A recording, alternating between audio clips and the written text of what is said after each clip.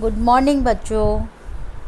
मैं ममता अग्रवाल KVKNN गाज़ियाबाद से आपको पढ़ा रही हूँ हिंदी।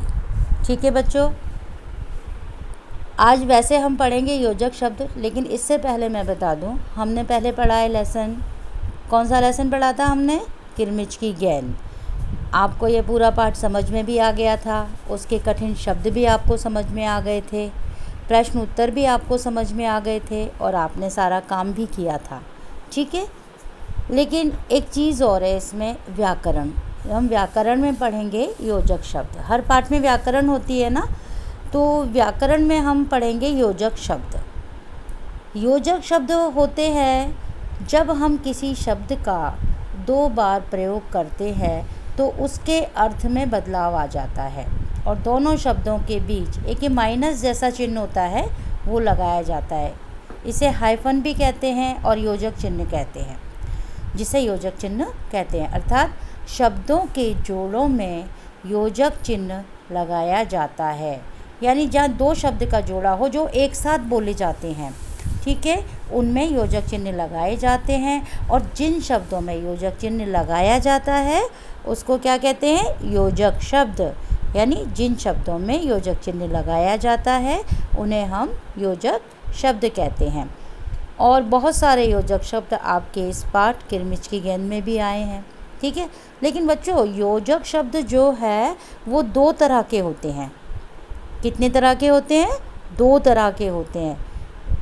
एक तो समान शब्द वाले योजक शब्द। समान शब्द वाले कौन से? जिनमें 2 समान शब्दों के बीच योजक चिन्ह को लगाया जाता है। आप आम बोलचाल में रोज़ बोलते हो, आपको पता भी नहीं चलता, चलते चलते, हंसते हंसते, रोते रोते, खाते खाते, बहुत बार आप इनका यूज़ करते हो, प्रयोग करते हो इन शब्दों का। और दूसरा होता है असमान शब्द वाले योजक शब्द। असमान यानी जो अलग अलग शब्द हों, समान शब्द ना हो, जैसे अभी हमने चलते चलते पढ़ा। लेकिन असमान शब्द वाले योजक शब्द होते हैं जिनमें अलग अलग, दोनों शब्द अलग अलग होते हैं। जैसे माता पिता, जिसका मतलब है माता और पिता। पेड़ पौधे, खाना पीना, उठना बैठना, लड़ना झगड़ना, ये सब क्या है? असमान शब्द वाले योजक शब्द। ठीक है बच्चों, तो कुछ समझ में आया कि योजक शब्द वो शब्द हैं कि जब 2 शब्दों को एक साथ बोला जाता है और उनके बीच में एक चिन्ह लगाया जाता है, जिसे योजक चिन्ह कहते हैं। और जिन 2 शब्दों के बीच में ये योजक शब्द चिन्ह लगाए जाते हैं उन्हें हम योजक शब्द कहते हैं। और योजक शब्द 2 तरह के होते हैं, एक समान शब्द वाले योजक शब्द और असमान शब्द वाले योजक शब्द।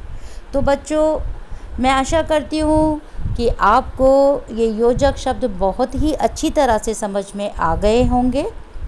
अब मैं आपको बता रही हूँ कि आप अपना पाठ दोबारा से पढ़िए और उनमें ढूंढिए योजक शब्द कहाँ कहाँ पर हैं और उन शब्दों के नीचे रेखा खींचिए। धन्यवाद।